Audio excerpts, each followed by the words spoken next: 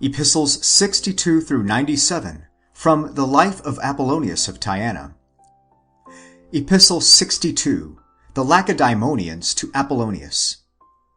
We send you this copy of a decree conferring honor upon you, which we have sealed with the public seal, for your recognition thereof.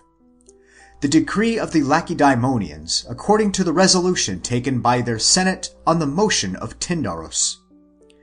It was resolved by the government and people to make Apollonius the Pythagorean a citizen, and to bestow upon him the right to possess land and houses. And we have also set up an inscribed image, painted and made of bronze, to commemorate his virtues. For this is the way in which our fathers did honor to good men, for they regarded as sons of Lycurgus all who have chosen a way of life in accordance with the will of the gods. Epistle 63, Apollonius to the Ephors and to the Lacedaemonians.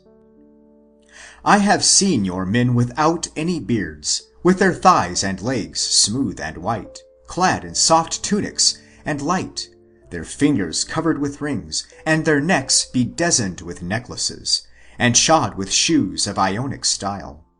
I did not, therefore, recognize your so-called envoys, though your epistle spoke of them as Lacedaemonians. Epistle 64, to the same. You invite me again and again to reform your laws and your youth. Now the city of Solon does not invite me. Reverence Lycurgus. Epistle 65, to those of the Ephesians who frequented the temple of Artemis.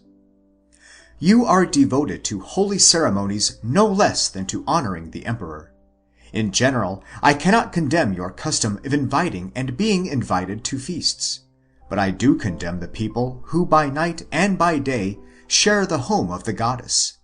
Otherwise, I should not see issuing thence thieves and robbers and kidnappers and every sort of wretch or sacrilegious rascal, for your temple is just a den of robbers. Epistle 66, to the same persons. There is come from Hellas a man who was a Hellen by race, and though he was not an Athenian or indeed a native of Megara, yet he had a better name, and was intent upon making his home together with your goddess. So I would have you assign me some place where I can stay without contracting a need of purificatory rites, though I always remain inside. Epistle 67, to the same persons. Your temple is thrown open to all who would sacrifice, or offer prayers, or sing hymns, to suppliants, to Hellens, barbarians, freedmen, to slaves. Your law is transcendentally divine. I could recognize the tokens of Zeus and of Leto, if these were alone. Epistle 68, to the Milesians. An earthquake has shaken your land, as has often happened with the countries of many other people. But as the misfortunes which they suffered were unavoidable, so they exhibited towards one another feelings of pity and not of hatred. You alone have hurled against the gods both missiles and fire, and against such gods as people in either case must have, both after danger and before it. Nay more, when a distinguished philosopher of Hellenic race had often warned you publicly of the disaster in store for you, and had foretold the earthquakes that have happened, him, when the god actually shook your land, you began to accuse daily of having brought it about. Alas, for your public folly! And yet your forefather's name was Thales. Epistle 69, to the Trallians. Many from all parts, some for one reason and some for another, flock to me, both young and old. I then scan the nature of each individual and his manners as closely as I can, and I mark his disposition towards his own city, to see whether it is just or the reverse. But until this day, I do not find that I could prefer to you Trallians, either Lydians or Achaeans, or Ionians, or even the people of ancient Hellas, the natives of Thurii, or Crotona, or Tarentum, or any others of the people of Italy yonder who are called happy, or of any other races. What then is the reason why, so much approving of yourselves, I yet do not take up my residence among so excellent a people, although I am of your own race? I will tell you on some other occasion, but at present I have only time to praise you, and say how much superior are your leading citizens in virtue and in speech to those of other cities, and still more to those among whom they have been. Epistle 70, to the people of Sais. As Plato says in his Timaeus, you are the descendants of Athenians, though they have expelled from Attica the goddess you have in common with them, who is called Neith by you, but Athena by them. They have ceased to be Hellenes, and why they have ceased to be I will tell you. No wise and aged man is an Athenian, for no Athenian ever grew a full beard, since you never saw one of them with any at all. The flatterer is at their doors, the sycophant stands before their gates, the pimp even before their long walls, the parasite in front of Munichia and in front of Piraeus. As for the goddess, she has not even Sunium left to her. Epistle 71, to the Ionians. You think that you ought to be called Hellenes because of your pedigrees, and because you were once on a time a colony of them. But just as the Hellenes are characterized by their customs and laws and language and private life, so are men in general by their deportment and appearance. But as for you, most of you have abandoned even your names. Nay, owing to this recent prosperity of yours, you have forfeited all tokens of your ancestors. It is quite right, therefore, that the latter should refuse to welcome you even in their tombs, on the ground that you are no longer recognizable by them. For whereas formerly they bore the names of heroes and sea captains and legislators, they now bear names such as Lucullus and Fabricius, and names of other blessed Lucanians. For myself, I would rather be called Mimnermus. Epistle 72, to Hestiaeus. Our father Apollonius had the name of Menodotus thrice over in his pedigree, but you wish to style yourself once for all Lucretius or Lupercus. Of which of these are you the descendant? It is a disgrace to have a person's name without also having his countenance. Epistle 73, to the same. I am far away by God's will from my country, but I always ponder in my mind my city's affairs. The generation of those who won the first honor hastens to its end, and in future it will be a reign of children, and a little later on of babes. Here then is what we have to fear, lest the state governed by youth should go wrong. But you need not fear, for our lives are over. Epistle 74, to the Stoics. Bassus was beautiful, but starving, although his sire had plenty of money.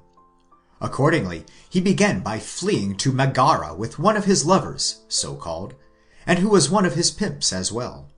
For both the one lot and the other were in need of food and money for the journey. Then he fled thence and turned up in Syria. There the pretty youth met with a warm welcome from Euphrates, and from anyone else who, like Euphrates, was in need of the latest beauty, and was ready, out of mere regard for that sage, to choose for himself so odd an ideal. Epistle 75, to the people of Sardis. The son of Iliates was unable to save his own city, and had no resources left, though he was a king, and his name Croesus. Well, I would like to know what sort of lion you have put your trust in, that you should have embraced this truceless war among yourselves, children and youths all alike, full-grown men and aged, nay, even maidens and women. One would suppose that yours was a city of the Erinyes rather than of Demeter. For this goddess is a lover of mankind, and I would know what all this spleen of yours is about. Epistle 76, to the same persons.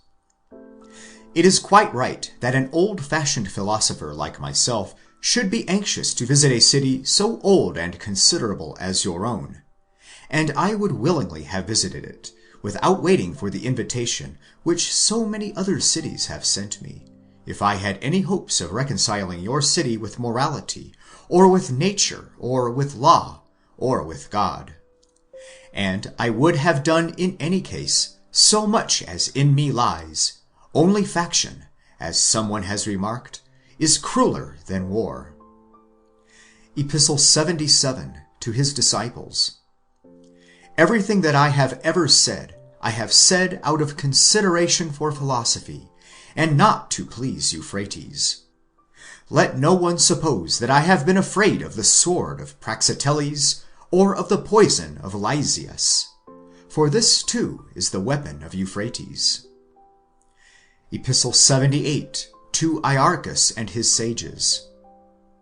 No, by the water of Tantalus in which you initiated me. Epistle 79, to Euphrates. The soul which does not take trouble to train the body to be self-sufficing is not able to make itself content with little. Epistle 80, to the same person. Men of light and leading use fewest words, for if babblers felt as much annoyance as they inflict, they would not be so long-winded. Epistle 81, to his disciples. Simonides used to say that he had never had cause to repent of being silent, though he had often repented of having spoken. Epistle 82, to the same persons. Loquacity has many pitfalls, but silence none. Epistle 83, to Dellius. To tell a lie is base, to tell the truth is noble. Epistle 84, to his disciples. Believe not that I lightly recommend to others anything, for I myself live upon maize, and I suit the rest of my diet to this dish, and I recommend a similar diet to yourselves. Epistle 85, to Idomena. We have carefully trained ourselves to be content with little, not in order exclusively to use a cheap and common fare, but in order that we may not shrink therefrom. Epistle 86, to Macedon. Quickness of temper blossoms into madness. Epistle 87, to Aristocles. The passion of anger, unless it is restrained by social intercourse and so cured, becomes a physical disease. Epistle 78, to Satyrus. Most men are as apt to palliate their own offenses as they are to condemn them in other people. Epistle 89, to Danaeus. A task once begun never wearies. Epistle 90, to Dion.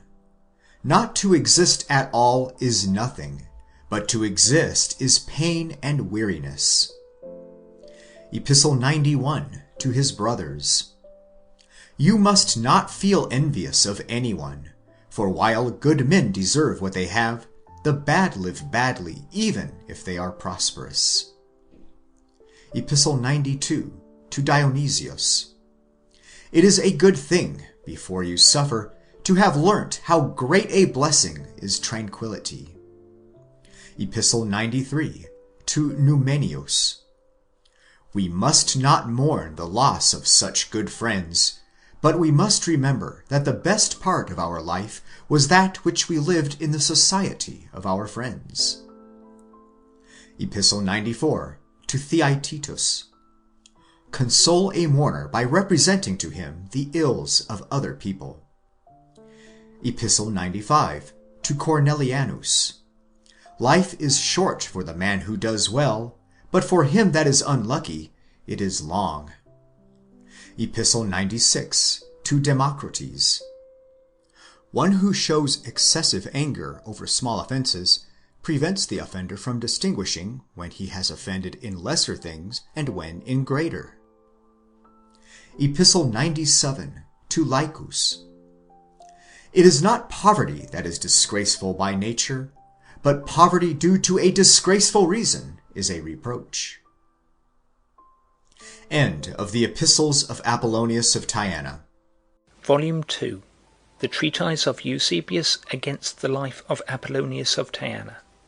Chapters 1 to 10. The Life of Apollonius of Tyana, by Flavius Philostratus, translated by F.C. Conibert. Volume 2. The Treatise of Eusebius against the Life of Apollonius of Tyana. Chapters 1 to 10. The Treatise of Eusebius, the son of Pamphilus, against the life of Apollonius of Tyana, written by Philostratus, occasioned by the parallel drawn by Heracles between him and Christ. Chapter 1.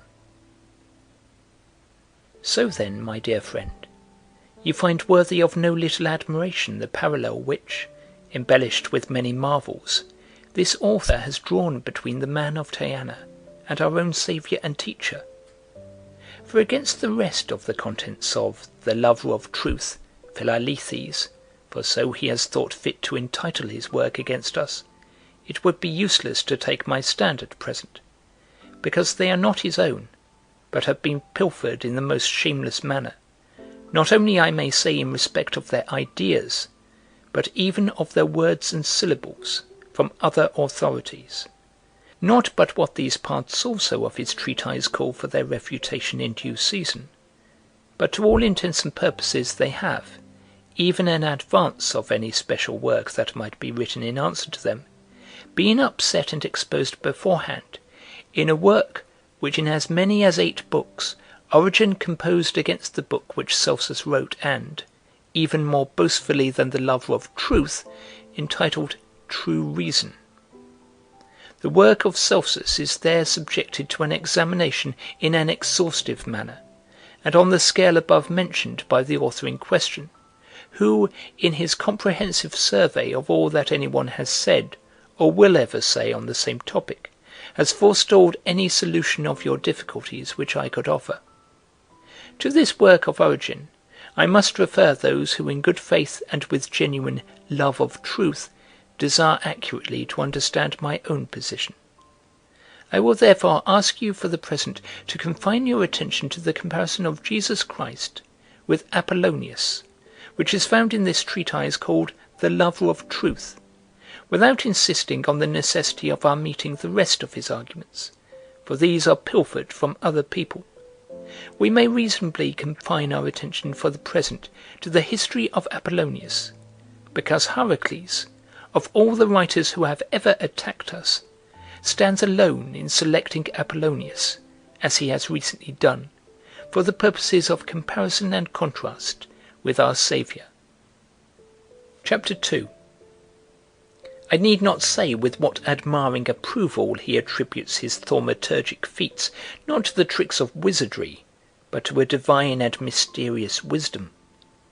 And he believes they were truly what he supposes them to have been, though he advances no proof of this contention. Listen then to his very words. In their anxiety to exalt Jesus, they run up and down, prating of how he made the blind to see, and worked certain other miracles of the kind. Then, after an interval, he adds as follows: Let us note, however, how much better and more sensible is the view which we take of such matters, and explain the conception which we entertain of men gifted with remarkable powers. And thereupon, after passing heedlessly by Aristeas of Proconnesus and Pythagoras as somewhat too old, he continues thus: But in the time of our own ancestors, during the reign of Nero, there flourished Apollonius of Tyana, who from mere boyhood, when he became the priest in Aegae of Cilicia of Asclepius, the lover of mankind, worked any number of miracles, of which I will omit the greater number, and only mention a few. Then he begins at the beginning, and enumerates the wonders worked by Apollonius, after which he continues in the following words: What then is my reason for mentioning these facts? It was in order that you may be able to contrast our own accurate and well-established judgment on each point with the easy credulity of the Christians. For whereas we reckon him who wrought such feats not a god, but only a man pleasing to the gods, they, on the strength of a few miracles, proclaim their Jesus a god. To this he adds after a little more the following remark.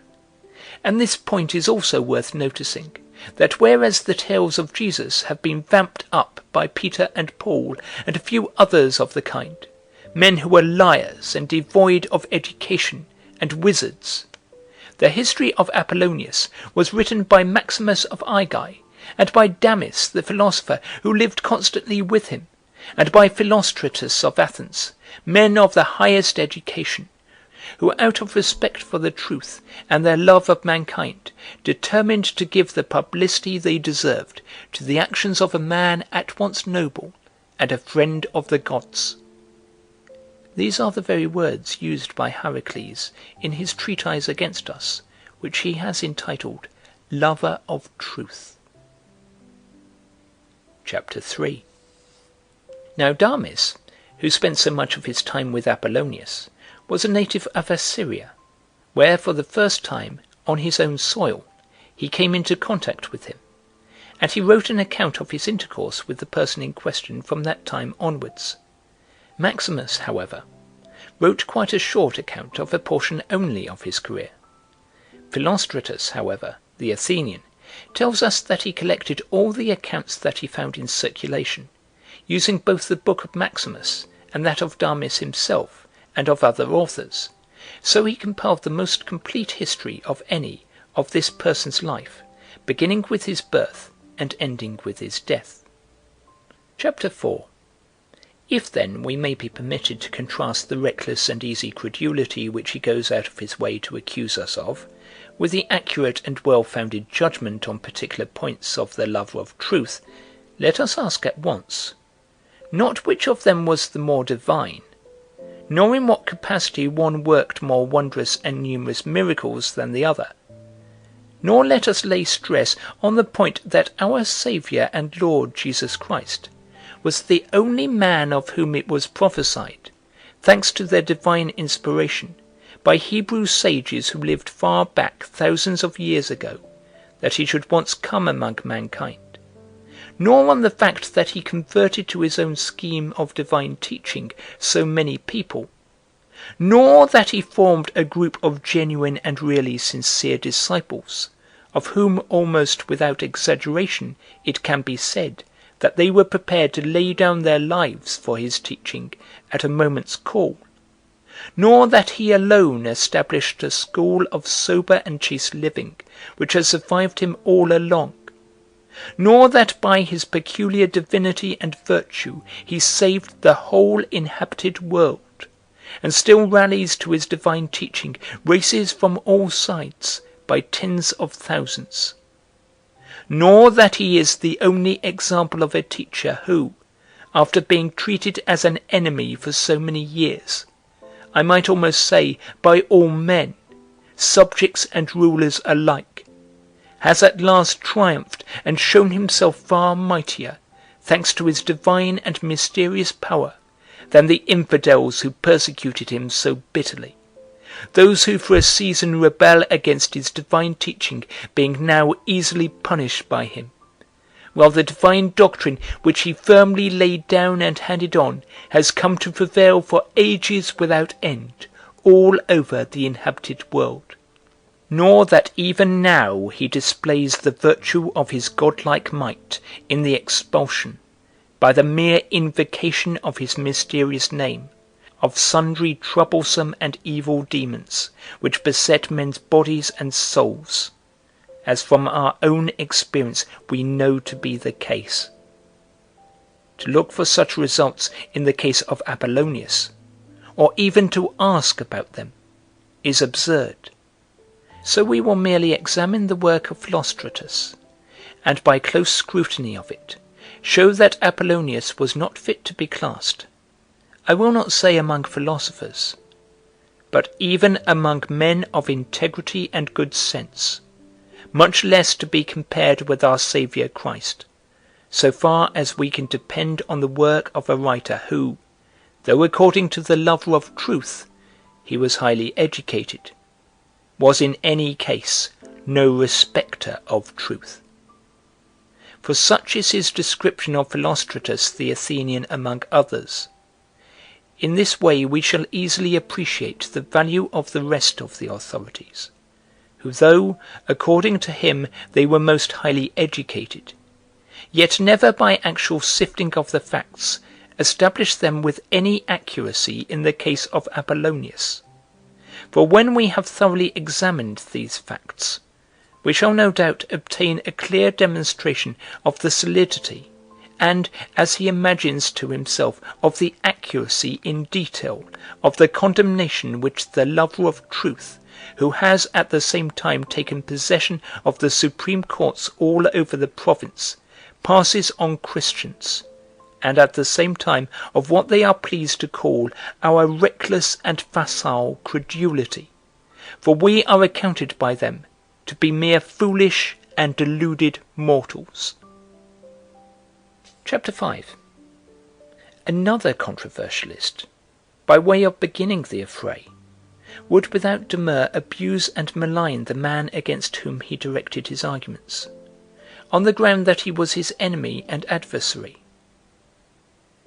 I, however, my friend, used to regard the man of Tyana as having been, humanly speaking, a kind of sage, and I am still freely disposed to adhere to this opinion, and I would like to set before you, if you ask it, my own personal opinion of him.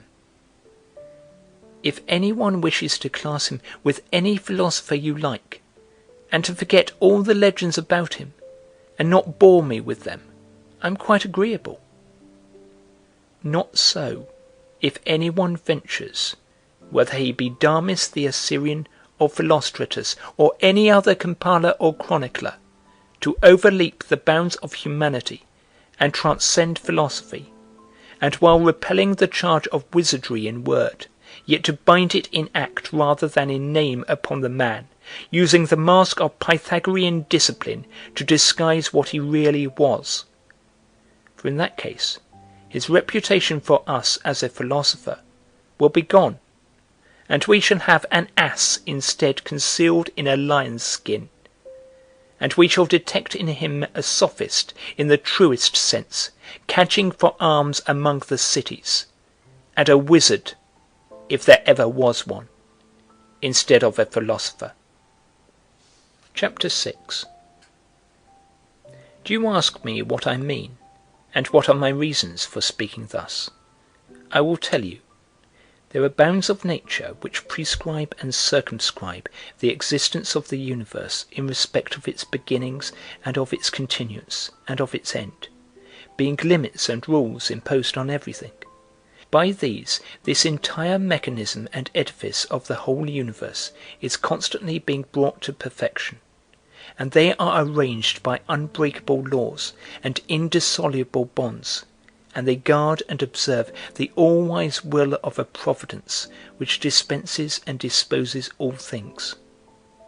Now no one can change or alter the place and order of anything that has been once arranged, and if any one is so venturesome as to wish to transcend his limits, he is restrained from transgressing divine law by the rule and decree of nature.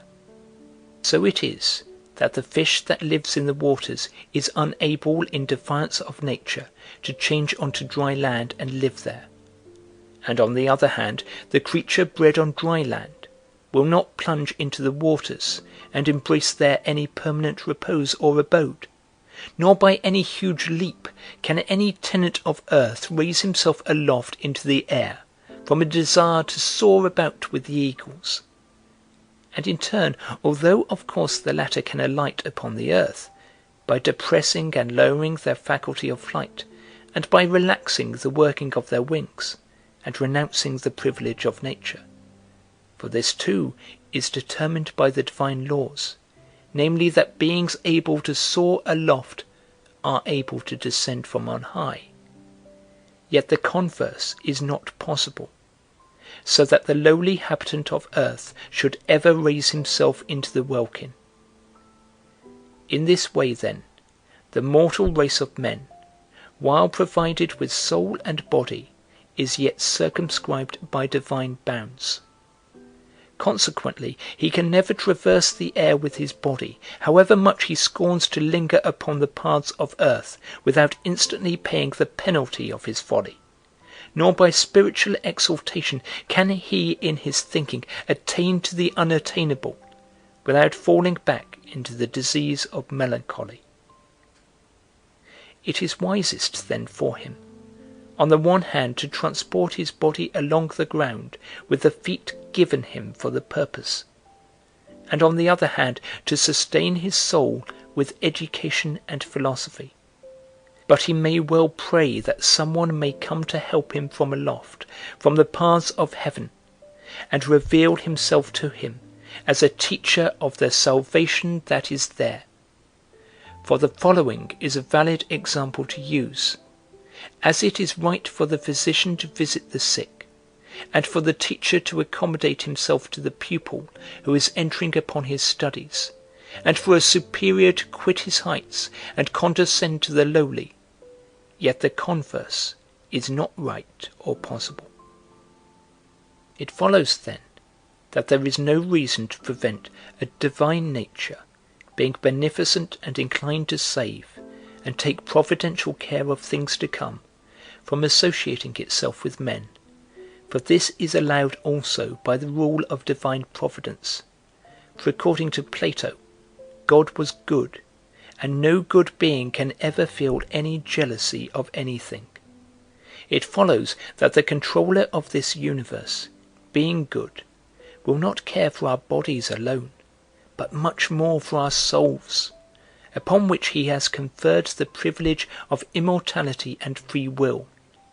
On these, then, as Lord of the entire economy and of gifts of grace his bestowal of which will benefit our nature, he will, they being able to appreciate his bounty, bestow plenteously an illumination as it were of the light which streams from him, and will dispatch the most intimate of his own messengers from time to time for the salvation and succour of men here below.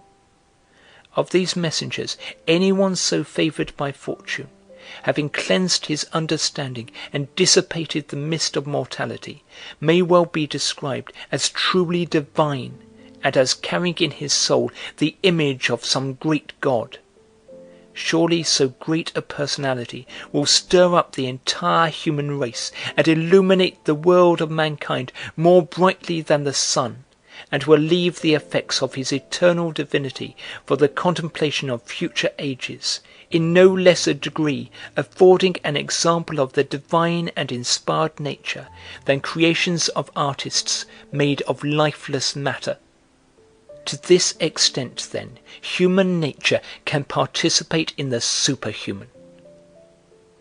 But otherwise it cannot lawfully transcend its bounds, nor with its wingless body emulate the bird, nor being a man must one meddle with what appertains to demons. Chapter 7.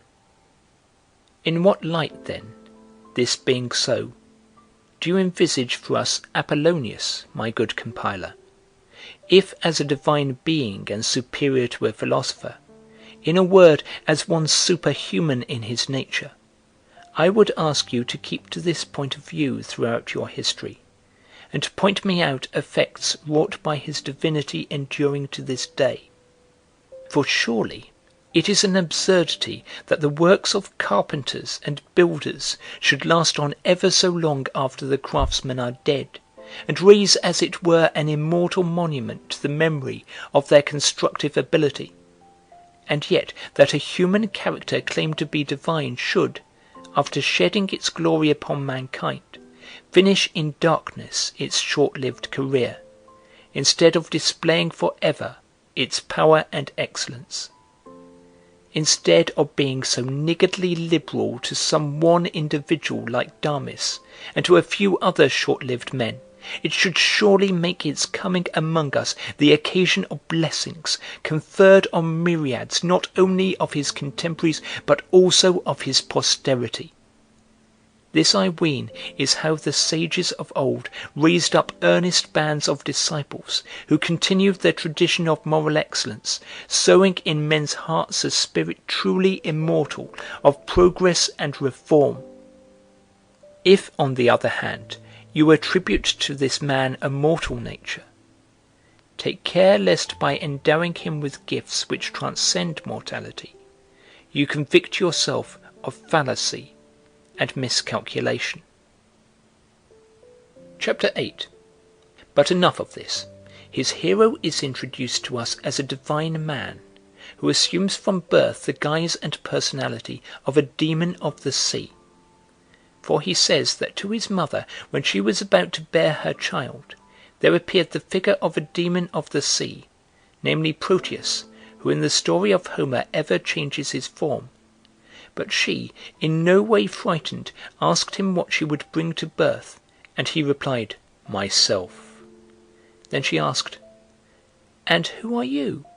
"Proteus," he replied, "of Egypt." And then he writes about a certain meadow and about swans that assisted the lady to bear her child, though without telling us whence he derived this particular. For assuredly he does not attribute this story to Damis, the Assyrian writer. But a little further on in the same history he represents Apollonius as using, in token of his being of a divine nature, these very words to Damis himself: "I myself, my companion, understand all languages, though I have learned none." And again he says to him, "Do not be surprised, for I know what men are thinking about, even when they are silent."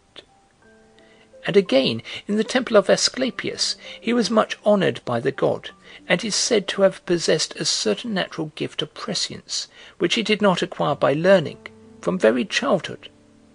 We learn, in a word, that he was born superior to mankind in general, and so he is described from the first moment of his birth throughout his history. Anyhow, on one occasion after he had loosed himself from his bonds, his historian adds the remark, "Then Damis declares he for the first time clearly understood the nature of Apollonius, that it was divine and superior to humanity, for without offering any sacrifice, for how could he offer one in the prison, and without offering any prayer, without a single word, he just laughed at his fetters." And at the end of the book, we learn that his grave was nowhere to be found on earth, but that he went to heaven in his physical body accompanied by hymns and dances. Naturally, if he was so great as he is described in the above, he may be said to have wooed philosophy in a more divine manner than Pythagoras or Empedocles or Plato. For these reasons, we must surely class the man among the gods. Chapter 9. Well, we will not grudge him his natural and self-taught gift of understanding all languages. But if he possessed it, why was he taken to a schoolmaster?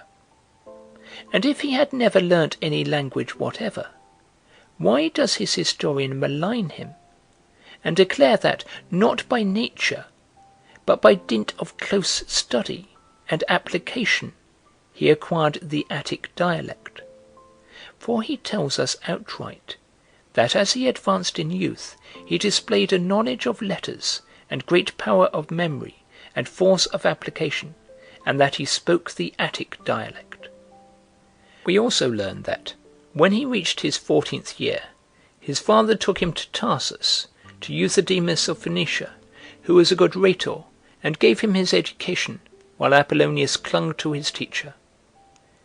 We further learn that he had as fellow students members of the school of Plato, and of Chrysippus, and members of the Peripatetic set; that he also diligently listened to the doctrines of Epicurus, because he did not despise even them, though he grasped the teachings of Pythagoras with a certain indescribable wisdom. So varied was the education of one who had never learnt any language, and who by his divine power anticipated the thoughts of men even when they are silent. Chapter 10. And after an interval, our author again expresses his admiration at the ease with which Apollonius understood the language of animals, and he goes on to tell us the following: "And moreover, he acquired an understanding of the language of animals, and he learnt this too in the course of his travels through Arabia, where the inhabitants best know this language and practise it. For the Arabians have a way of understanding without difficulty swans and other birds when they presage the future in the same way as oracles, and they get to understand the dumb animals by eating, so they say, some of them the heart, and others the liver of dragons." In this instance, then, it seems anyhow to have been the case that the Pythagorean, who abstained from animal food, and could not even bring himself to sacrifice to the gods, devoured the heart and liver of dragons, in order to participate in a form of wisdom that was in vogue among the Arabs. After learning under such masters, how could he attain to their accomplishments otherwise than by imitating their example? We must therefore add to the teachers whom we have already enumerated the sages of Arabia who taught him his knowledge of augury, and this no doubt inspired him subsequently to foretell what the sparrow meant when he called his fellows to a meal, and so to impress the bystanders with the idea that he had worked a mighty miracle. And in the same way, when he saw the freshly slain lioness with her 8 whelps by the side of the road which led into Assyria, he immediately conjectured from what he saw the length of their future stay in Persia, and made a prophecy thereof. End of Volume 2. The Treatise of Eusebius against the Life of Apollonius of Tyana, Chapters 1 to 10. Volume 2. The Treatise of Eusebius, Chapters 11 to 21, from the Life of Apollonius of Tyana. The Life of Apollonius of Tyana, by Flavius Philostratus, translated by F.C. Conibert. Volume 2. The Treatise of Eusebius, Chapters 11 to 21. Chapter 11. And in just keeping with his visits to the Arabians were the studies he undertook among the Persians also, according to the account given by the same author. For after forbidding Damis, so we are told, to go to the Magi, though Damis was his only pupil and companion, he went alone to school with them at midday and about midnight. Alone, in order not to have as his companion in the study of magic one who was clearly without a taste for such things. And again, when he came to converse with Vardan the Babylonian king, it is related that he addressed him as follows: "My system of wisdom is that of Pythagoras, a man of Samos, who taught me to worship the gods in this way, and to recognize them, whether they are seen or unseen, and to be regular in converse with the gods." Who can possibly allow this to be true of him, seeing that Pythagoras himself has left no scripture of the kind, nor any secret writings, such that we can even suspect him to have had such resources at his disposal? As for his teacher of the Pythagorean philosophy, it is testified that he was in no way better than the Epicureans by Philostratus himself, who speaks of him as follows: "He had, as a teacher of the system of Pythagoras, not a very good man, nor one who put his philosophy into practice, for he was the slave of his belly and his desires, and modelled his life on that of Epicurus. And this man was Euxenus of Heraclea in Pontus. But he had a good acquaintance with the tenets of Pythagoras, just as birds have of what they learn to say from men." What ridiculous nonsense to pretend that Apollonius can have derived from this man his gift of conversing with the gods! But let us for the moment admit that there were other expounders of the system from whom he may have learned. although the author anyhow gives no hint of any such thing. Still we must ask, was there then ever any one of these teachers that professed either to know himself, by having learnt from Pythagoras personally, or to teach others how to recognize and frequent in their conversations gods, whether seen or unseen? Why, even the famous Plato, although more than any one else he shared in the philosophy of Pythagoras, and Archytas too, and Philolaus, the one man who has handed down to us in writing the conversations of Pythagoras, and any others who were disciples of the philosopher and have handed down to his posterity his opinions and tenets in writing, none of these ever boasted of any such form of wisdom. It follows then that he learnt these things not from Pythagoras, but from other sources, and with a wilful affectation of solemnity he only labels himself with the philosopher's name. But admitting, though it is against all probability, that he is not lying, but telling the truth, we are still at a loss to know how he can pretend to have acquired this lore from the Samian himself above mentioned, inasmuch as the latter deceased some 1,000 years before him. Therefore we must reckon among the Arabians this teacher also, who communicated to him a knowledge of the gods of so mysterious character as he imagines this to be. If then he was of a divine nature, it follows that the story of his teachers is a pure fiction. On the other hand, if the story was true, then the legend was false, and the allegation in the book that he was divine is devoid of all truth. Chapter 12. I have no wish to inquire curiously about the ghost of Proteus, or to ask for confirmation of it, nor to demand proof of his ridiculous story that swans surrounded his mother and assisted her to bring him into the world. Equally little do I ask him to produce evidence of his fairy tale about the thunderbolt, for as I said before, he cannot anyhow claim the authority of Damis for these particulars, inasmuch as the latter joined him much later on in the city of Nineveh of Assyria. I am, however, quite ready to accept all that is probable and has an air of truth about it, even though such details may be somewhat exaggerated and highly coloured out of compliment to a good man, for I could still bring myself to accept them, as long as they are not bewilderingly wonderful and full of nonsense. I do not therefore mind the author telling us that Apollonius was of an ancient family, and lineally descended from the first settlers, and was rich, if it were so, beyond all other people of that region, and that when he was young he not only had the distinguished teachers mentioned, but, if he likes, I will allow that he became himself their teacher and master in learning. I grant, too, in addition, that he was skilful in ordinary matters, and so was able by giving the best of advice to rid of his malady one who had come to the temple of Asclepius in order to be healed. For we read that he suggested to a man afflicted with dropsy a regime of abstinence well suited to cure his disease, and in that way restored him to health. And so far we must needs commend the youthful Apollonius for his good sense. On another occasion he very properly excluded from the temple a man who was notorious for his wickedness, although he was prepared to offer the most expensive sacrifices. For he represents the man in question as the richest and most distinguished of all the people of his region.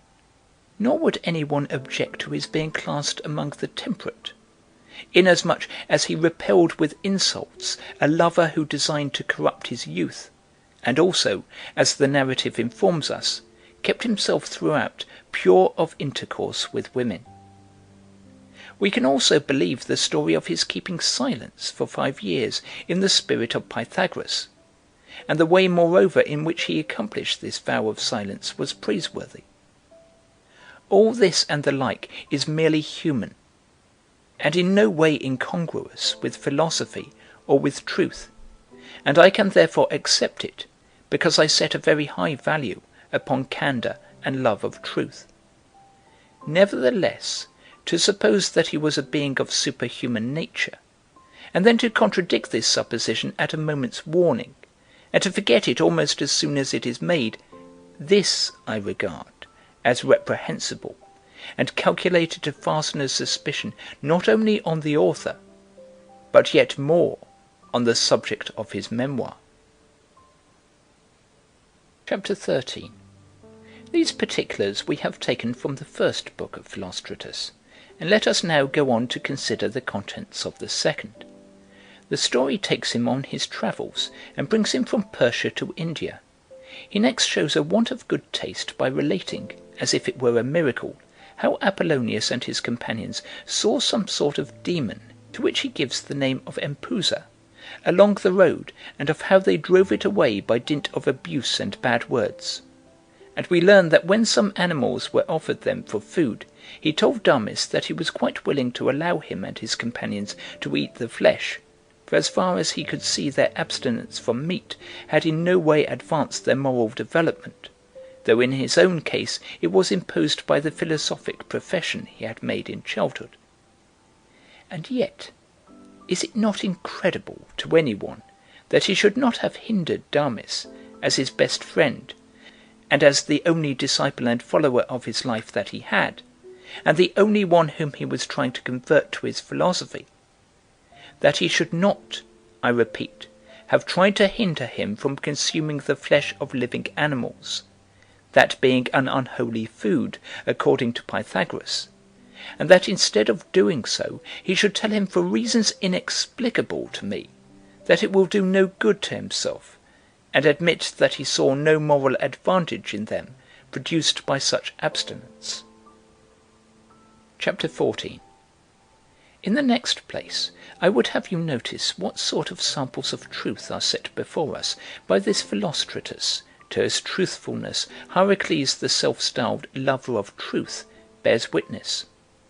For we are told that when Apollonius was among the Indians, he employed an interpreter, and through him held the conversation with Philostratus, for that was the name of the king of the Indians. Thus he, who just before, according to Philostratus, had an understanding of all languages, now, on the contrary, according to the same witness, is in need of an interpreter. And again, he who read the thoughts of men, and almost like their god Apollo, understood the dumb, and heard him who spake not, has to ask, by means of an interpreter, what was the king's way of life, and he asks him to supply him with a guide on his journey to the Brahmans. And after an interval, the other, who is king of the Indians, and a barbarian to boot, gets rid of the interpreter, and addresses Apollonius in Greek, and speaking in that language, details to him his education and his wealth of learning. But Apollonius none the less neglected on this occasion to display, as he should have done, his own perfect acquaintance with their tongue. Chapter 15. On the contrary, he is astonished to find the Indian talking Greek, as Philostratus consistently, it would seem, with himself, tells us in his book. For how could he be astonished thereat, unless he had regarded him as a barbarian? And in spite of his having admired him for what he was, he could never have expected him to talk Greek. In the sequel, as if he were astonished at some exhibition of the miraculous, and was still unable to explain it, Apollonius says, "Tell me, O king, how you came to have such facility in the Greek tongue, and where did you get hereabouts the philosophy you possess? For I do not think that you can say you owe it to teachers anyhow, for it is not likely that the Indians have any teachers of this." Such are the wonderful utterances to which one, whose prescience included everything, gives vent, and the king answers them by saying that he had had teachers, and he tells him who they were, and relates all the particulars of his own history on his father's side. Next we are told that the Indian had to judge between certain parties about a treasure which had been hunted up in a field, the question at issue being whether this field ought to be assigned to the seller or buyer of the place. Our supreme philosopher and darling of heaven is asked his opinion, and awards it to the purchaser, assigning his reason in these words: that the gods would never have deprived the one of the land if he had not been a bad man, nor would ever have given the other riches under the soil unless he had been better than the seller. We must conclude then, if we are to believe him, that men who are comfortably off and richer than their neighbours are to be esteemed thrice happy and beloved of the gods, even though they should be the most shameless and abandoned of mankind. On the other hand, only the poorest, say, even a Socrates or a Diogenes or the famous Pythagoras himself, or any other of the most temperate and fairest minded of men, are to be esteemed ill-starred wretches.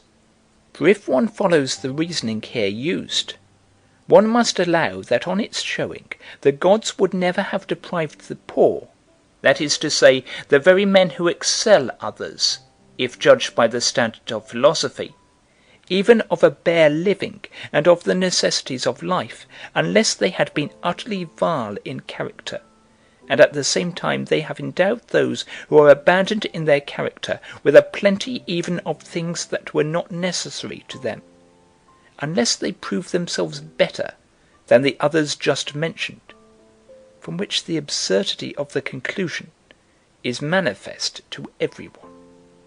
Chapter 16. After setting before you these incidents out of the second book, let us pass on to the third, and consider the stories told of the far-famed Brahmans. For here we shall have to admit that the tales of Thule, and any other miraculous legends ever invented by any storytellers, turn out to be, by comparison with these, quite reliable and perfectly true. It is anyhow worth our while to examine these, because this self-styled lover of truth has not scrupled to fasten on ourselves a charge of reckless credulity and levity of character, while claiming for himself and for those like him an accurate judgment, well based on an understanding of the fact. Note then the sort of miracles on which he prides himself, when he prefers Philostratus to our own divine evangelists, on the ground that he was not only a most highly educated man, but most attentive to the truth. Chapter 17. To begin with, then, on the way to the Brahmans, Philostratus introduces us to a lady who met Apollonius, and who, from her head down to her loins, was wholly white in colour, while the rest of her person was black. The mountains again, as they went forward on the road to the Brahmans, were planted with pepper trees, and the apes cultivated the same. And then there were certain dragons of extraordinary size, from whose heads were thrown off sparks of fire, and if you slew one of them, he says that you found marvellous stones upon the head, rivalling the gem of Gyges, as mentioned in Plato. And all this was before they reached the hill on which the Brahmans lived. And when they reached this, we read that they saw there a well of Sandarai, full of wonderful water, and hard by a crater of fire, from which there arose a lead-coloured flame. And there were 2 jars there of black stone, the one of which contained rain, and the other winds, from which the Brahmans supply such people of the country as they are pleased to favour. Besides this, they found among them images of Athene Polios, and of Apollo Pythias, and of Dionysus of the lake, and of certain other Hellenic gods. And the master of them all was named Iarchus, and they saw him sitting on a very lofty throne in a state of pomp that was far from philosophy, but rather appropriate to a satrap. And this throne was made of black bronze, and was decorated with golden images, such as we might of course expect philosophers to fabricate when they take to working like base mechanics at forge and steel, even if they do not, like conjurers, make their handiwork to move by itself. But the thrones upon which the rest of them, who were inferior teachers to him, were sitting, were, he says, of bronze, but not incised, and not so high. For I suppose they could not help bestowing upon the teacher of so divine a philosophy the privilege of having images and gold on his throne, just as if he were a tyrant. Chapter 18. And we are told that Iarchus, the moment he saw Apollonius, addressed him by name in the Greek tongue, and asked him for the letter which he brought from Phraortes, for he had already received this by dint of his foreknowledge, and by way of parading the inspired character of his prescience, he told him before he set eyes on the epistle, that it was one letter short, namely of a delta, and he began at once in a vulgar manner in that very first interview, like a man who has got wealth for the first time and does not know how to use it, to show off his superiority as a seer, by running off the names of Apollonius's father and mother, and telling him all about his family and upbringing and education, and about his periodical voyages abroad, and about his journey thither to himself, and about what he had done himself or said to his companions on the road. And next, this wonderful author tells us that the Brahmans, after anointing themselves together with Apollonius with an amber-like drug, took a bath, and then standing round as if in chorus, struck the earth with their staves, and the earth arched itself up and elevated them some 2 cubits into the air, so that they stood there levitated up in the air itself for some considerable length of time. And he relates that they drew down fire from the sun without any effort on their part, and whenever they chose. And the miracle monger adds another marvel to these, when he tells that there were 4 tripods like those of Pytho, which wheeled themselves forth, moving of their own accord. And he goes so far as to compare these to the tripods in Homer. And he says that there were set upon them cupbearers to serve in the banquet, 4 in number and made of bronze. And in addition he tells us that the earth too strewed grass beneath them of her own accord and unasked. And of these tripods 2, he says, ran with wine, and of the other 2 the one supplied hot water, and the other cold. And the cupbearers of bronze drew for the guests in due mixture both the wine and the water, and push round the cups in a circle, just as they are handed round in a symposium. Chapter 19. Such are the stories which Heracles, who has been entrusted to administer the supreme courts of justice all over the province, finds true and reliable after due inquiry, at the same time that he condemns us for our excessive credulity and frivolity, and after himself believing such things, when he finds them in Philostratus, he proceeds to brag about himself, and says, I quote his very words, "Let us anyhow observe how much better and more cautiously we accept such things, and what opinion we hold of men gifted with such powers and virtues." Chapter 20. It was after such a symposium, according to the same Philostratus, that a king who was sojourning in India is introduced to drink with the philosophers, and we hear that he took occasion to insult philosophy with drunken jests, and that he got so tipsy in their presence as to hurl defiance at the sun and brag about himself. All this we learn, and that Apollonius once more, by means of an interpreter, learned his history from him and conversed in turn with him, Iarchus interpreting between them. Surely it may well excite our wonder that so insolent a fellow and so great a buffoon was allowed to get drunk and show off his tipsy wit among such great philosophers, when he was unworthy even to be present at a meeting of philosophers, much less at the hearth of men who were equal to gods. But what possesses me to call them the peers of gods and chaff them about their dignity? Why, when Apollonius asked them whom they considered themselves to be, gods, answered Iarchus, who I suppose in his quality as god, as little as could be in the style of philosopher, save the mark, nay, surely betraying an equally scant respect for the dignity of the god whom he professed himself to be, set the example of drinking to his fellow banqueters by stooping down over the bowl, which, as our author is careful to tell us, supplied plenty of drink for all of them, and refreshed itself, as do holy and mysterious wells, for those who fill their pitchers from them. Chapter 21.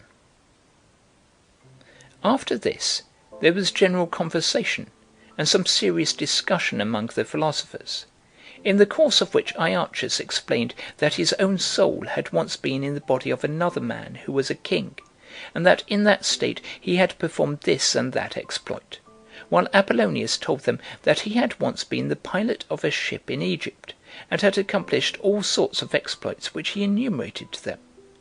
Then they put questions to each other, and received answers, which in the name of wisdom have scant title to be recorded at all. Thus we learn that Apollonius asked if they had any golden water among them. What a clever and marvellous question! And he also asked about men who live underground, and about others called pygmies, and shadow-footed men, and he asked if they had among them a four-footed animal called a martichora, which has a head like that of a man, but rivals a lion in size, while from its tail projects hairs like thorns a cubit long, which it is accustomed to shoot out like arrows at those who hunt it. Such, then, were the questions which Apollonius put to the sages, and Iarchus instructed him about the pygmies, and told him that they were indeed people dwelling underground, but spent their lives on the other side of the river Ganges. But as to the other things which he asked about, Iarchus said that they never had existed at all. End of Volume 2. The Treatise of Eusebius, Chapters 11 to 21. Volume 2. The Treatise of Eusebius, Chapters 22 to 29, from the Life of Apollonius of Tyana. The Life of Apollonius of Tyana, by Flavius Philostratus, translated by F.C. Conibert. Volume 2. The Treatise of Eusebius, Chapters 22 to 29. Chapter 22. After that, Philostratus described a wall which the earth grew for them to supply material for their dress, from which we must infer that these philosophers plied the loom, and occupied themselves with spinning wool in order to make their raiment, for we do not hear of any woman being smuggled into their community. But perhaps he means that by a miracle the wool grew of its own initiative into their sacred garments, and we hear that each of them carried a staff and a ring which was imbued with mysterious power. There follow a series of miraculous performances on the part of the Brahman. How, for example, he recalled to his senses by means of a letter one who was possessed with a demon; how by stroking a man who was lame he healed his dislocated hip; how he vouchsafed to restore a man's hand that was withered, and to a blind man gave sight, are blessings on an author who saves us so much trouble. Can we doubt that these stories are true, when his very insistence on the truth of his earlier tales, I refer to those of lightning and wind kept in jars, and of tripods of stone walking about of their own accord, and of cup-bearers of bronze passing round the cups in a circle, fully betrays and exposes the mythical character of everything else which he has to tell us. Philostratus moreover declares that Damis related how carefully Apollonius excluded himself from being present at the philosophical sessions which he held with Iarchus, and he says that Apollonius was given by the latter 7 rings which were called after the stars, and that he wore these one by one upon the days respectively called by their names.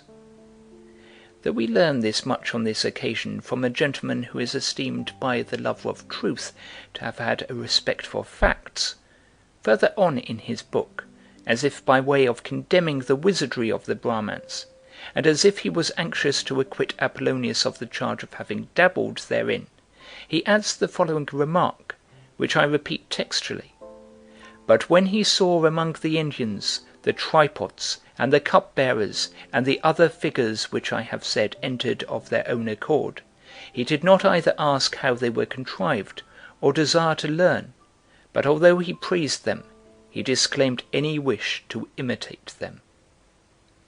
And how, my good fellow, did he disclaim any wish of the kind? Is this the man who was careful to exclude Damis from the philosophical séances he held with them, and who thought it his duty to conceal from his only companion all that he had done in those séances? And how could he have disclaimed any wish to imitate them, when he accepted the 7 rings named after the stars, and held it needful to wear these all through the rest of his life upon the days severally named after them, and that although, as you say yourself, they had a secret power in them. Even if we grant that he did not aspire to imitate these inventions, it is clear that his disclaimer was not due to their being uncanny.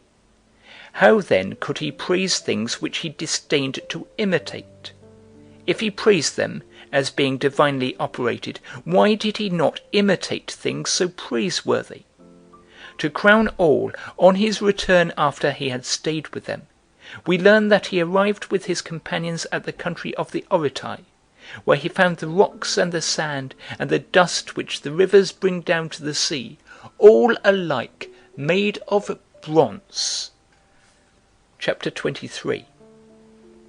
All this is contained in the third book of Philostratus, and let us now pass on to those which follow. We learn that when he had returned from the country of the Indians to the land of Hellas, the gods themselves proclaimed him to be the companion of the gods, inasmuch as they sent on to him the sick to be healed.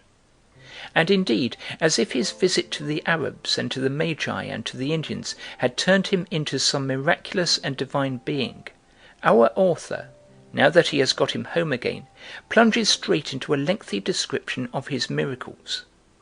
And yet one might fairly argue that if he had been of a diviner than merely human nature, then he ought long before, and not only now, after entering into relation with other teachers, to have begun his career of wonder-working.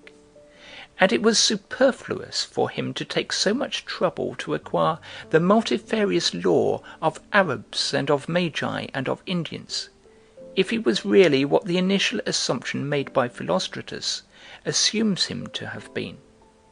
But anyhow, according to this truth-loving author, we have now got him back again, ready to show off the wisdom which he has acquired from so great masters.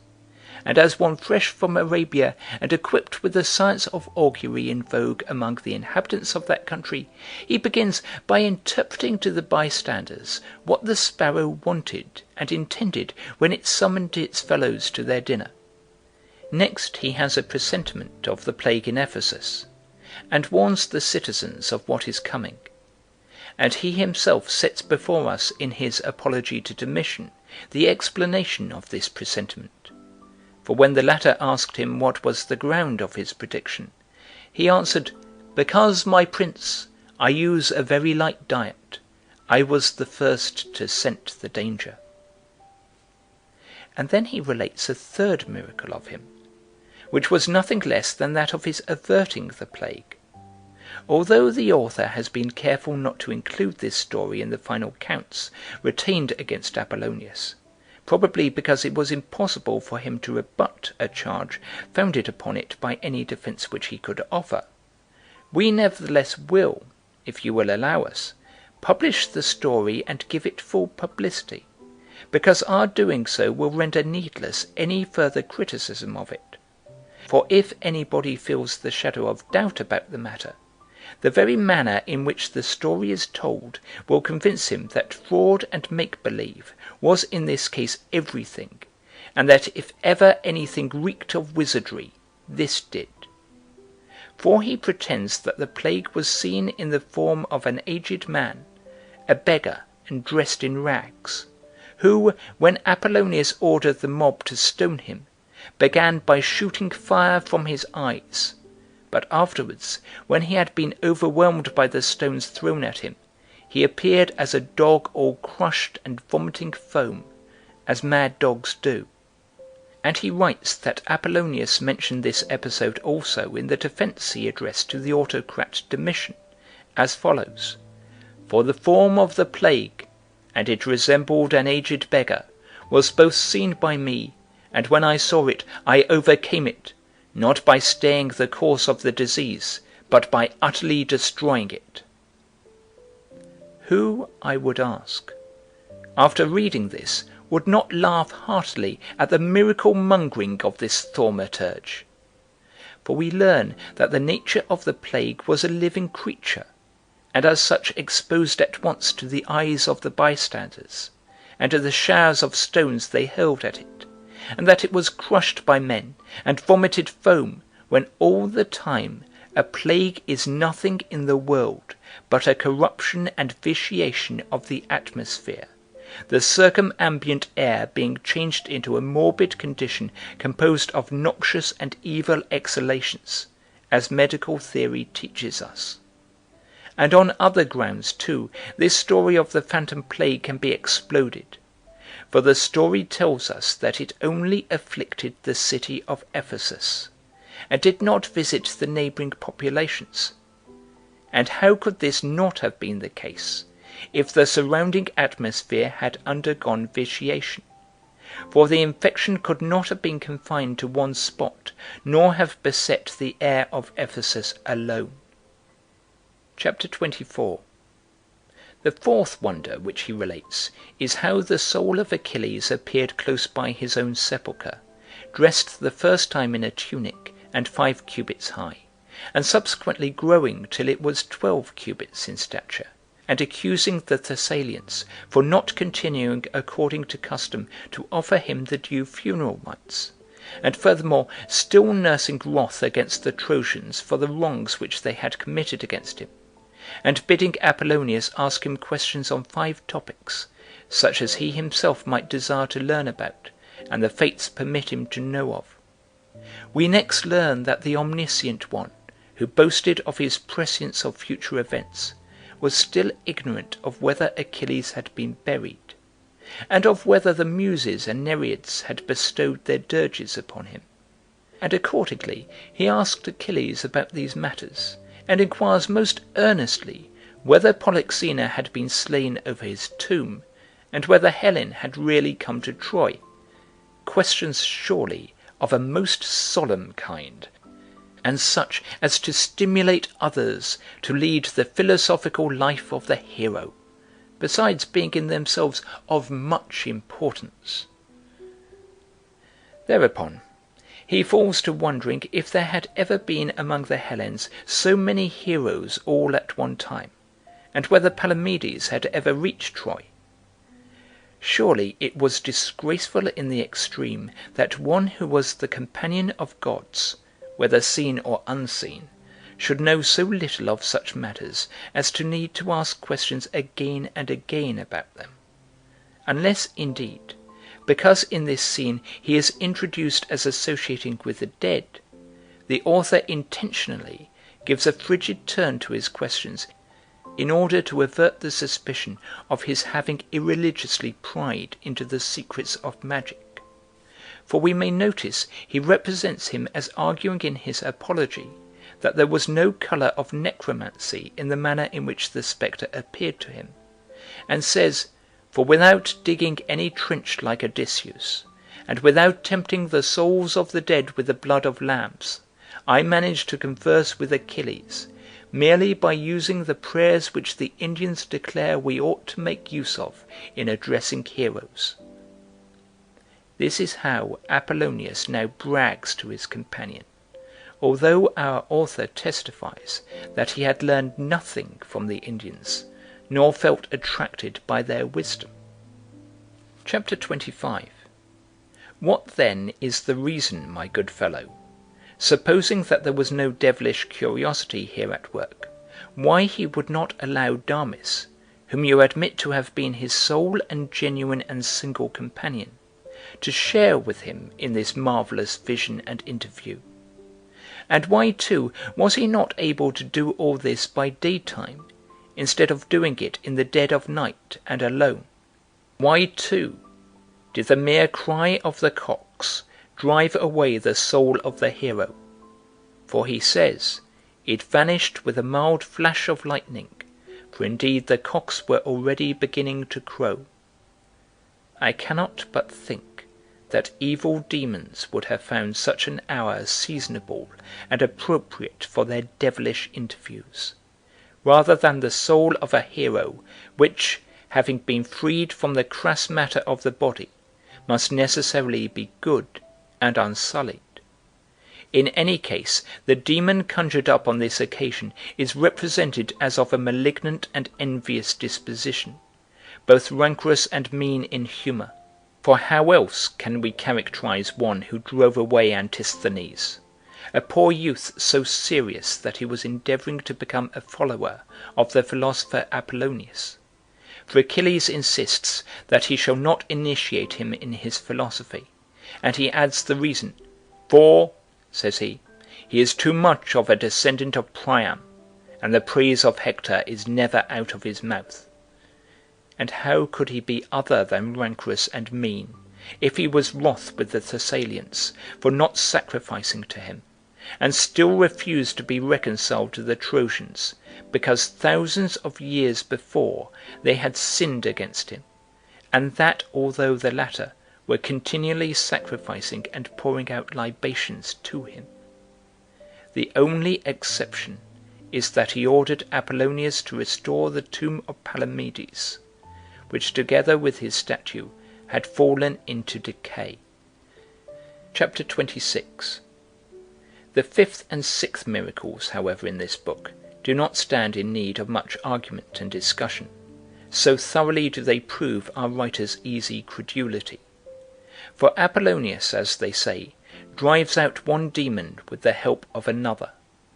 The first of the demons is expelled from an incorrigible youth, while the second disguises itself by assuming the form of a woman, and the latter our clever author calls by no other names than those of Empusa and Lamia.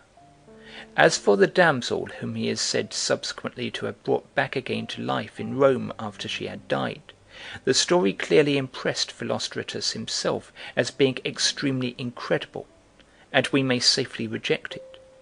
Anyhow, he hesitates and doubts whether after all a spark of life might have not lingered on in the girl unnoticed by her attendants, for he says that according to report it was raining at the time, and a vapour exhaled from the face of the girl. Anyhow, if such a miracle had really been wrought in Rome itself, it could not have escaped the notice first of the emperor, and after him of his subordinate magistrates, and least of all the philosopher Euphrates, who at the time was in the country and was staying in Rome, who indeed, as we learn later on, is related to have launched against Apollonius the accusation of being no other than a wizard. It would certainly too, had it actually occurred, have been included by the accuser among the other charges levelled against him. Well, just these, and no more, are the more particular and special achievements of Apollonius, although there are a myriad other cases in the book in which his soothsayings and prophecies are set down to his gift of foreknowledge, and we learn that at Athens, when he desired to be initiated in the Eleusinian mysteries, the priest there would not admit him, and declared that he would never initiate a wizard, nor throw open the Eleusinian mysteries to a man who was addicted to impure rites. We also hear about a lewd fellow who went begging about Rome, rehearsing the songs of Nero on his lyre for pay, and we are told that this most philosophic of teachers, out of fear of Nero, ordered his companions to bestow alms on him, in recognition of his clever accomplishments. Chapter 27. Such are the contents of the fourth book, and in the fifth book of his history, after a few remarks about his gift of prescience, our author is so lost in admiration as to add the following remark, which I repeat textually: that then he was enabled to make such forecasts by some divine impulse, and that it is no sound inference to suppose, as some people do, that Apollonius was a wizard, is clear from what I have said. But let us consider the following facts. Wizards, whom for my part I reckon to be the most unfortunate of mankind, claim to alter the course of destiny, either by tormenting the ghosts whom they encounter, or by means of barbaric sacrifices, or by means of certain incantations or anointings. But Apollonius himself submitted to the decrees of the fates, and foretold that they must needs come to pass, and his foreknowledge was not due to wizardry, but derived from what the gods revealed to him. And when among the Indians he beheld their tripods, and their dumb waiters and other automata which I described as entering the room of their own accord, he neither asked how they were contrived, nor wished to learn; he only praised them, but did not aspire to imitate them. Such a passage as the above clearly exhibits in the light of wizards the famous philosophers of India. For notice that when he is arguing about wizards, he mentions them too, and says that their marvels were cleverly contrived indeed, but that his hero held himself carefully aloof from such their contrivances, on the ground that they were not moral. If, therefore, we find Apollonius calling these Indians gods, and enrolling himself as their disciple, we have no alternative but to bring him also under the imputation under which his teachers lay. And accordingly he is introduced as saying among the so-called naked sages of the Egyptians the following. I quote his very words: "It is then not unreasonable on my part, I think, to have yielded myself to a philosophy so highly elaborated, to a philosophy which, if I may use a metaphor from the stage, the Indians mount, as it deserved to be mounted, upon a lofty and divine mechanism before they wheel it out upon the stage; and that I was right to admire them, and that I am right in considering them wise and blessed, it is now time to learn." And after a little he says, "For they are not only gods, but are adorned with all the gifts of the Pythian prophetess." And he is introduced to Domitian with these words on his lips: "What war have you with thy archers, or with Phraortes, both of them Indians, whom I consider to be the only men that are really gods, and that deserve this appellation?" And there are other passages also, in which this history of Philostratus recognizes the persons above mentioned as gods and teachers of the sage, and admits him to have accepted rings from them. But now he forgets all about it, and does not see that in maligning the teachers, he maligns the disciple. Chapter 28. And a little lower down in the book, he brings a flute player upon the stage, and he relates at length how Apollonius delivered himself with great gravity of long essays upon the different modes of playing the flute, as if it were the most important and clever of the sciences. And he relates how the Emperor Vespasian offered him prayers, just as if he were a god, for we learn that Vespasian said in a tone of prayer, "Do thou make me emperor," whereupon Apollonius answered, "I have made you so." What else can anyone do but loathe this utterance for its boastfulness, so nearly does it approach downright madness, for one who was the pilot of a ship in Egypt to boast of being himself a god already and a maker of kings. For Apollonius himself has informed us a little before in the course of his conversation with the Indian, that his soul had previously been that of a pilot. Chapter 29.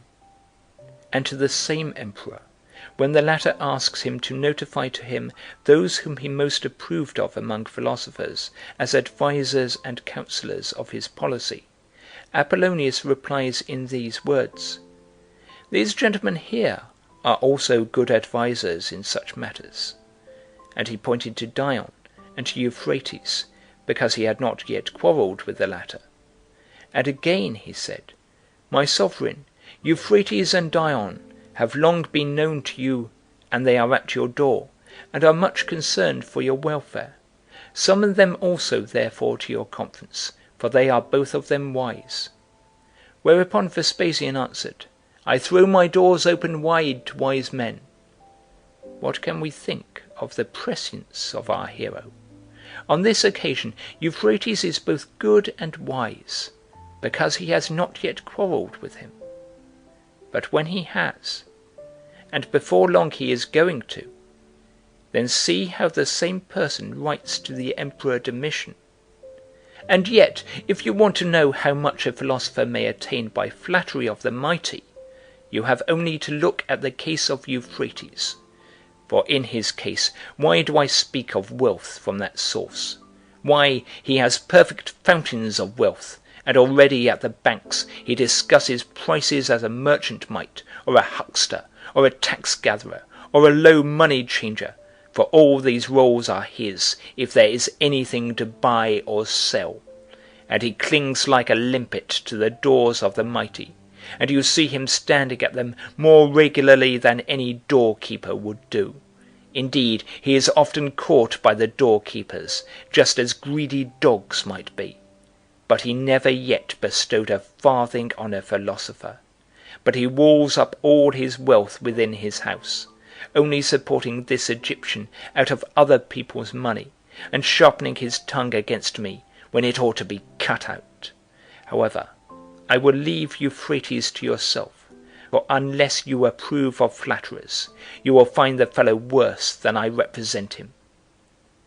Surely one who first bears witness to Vespasian the father that Euphrates is a wise and good man, and then inveighs against him in this style to his son, is openly convicted of praising and blaming the same person.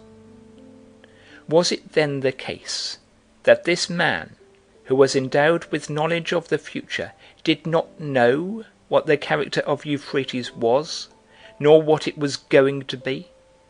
For it is not now the first time, but already in the case of Vespasian himself he is inclined to accuse him of being the worst of characters. How then is it that he recommended such a person to the sovereign so warmly, that in consequence of his recommendation the latter threw open wide the doors of his palace to him? Why, is it not clear to a blind man, as they say, that in the matter of foreknowledge the fellow is traduced by his own historian? Though on other ground he might be regarded as an honest man, if we could suppose that originally, and before he learned by experience, he wished to gain access to the palace as freely for his friends, Euphrates included, as for himself, but was afterwards moved by his quarrel to use such language of him. I have no wish in thus arguing to accuse Apollonius of having falsely blamed Euphrates, who was the most distinguished philosopher of all the men of his age, so much so that his praises are still on the lips of students of philosophy.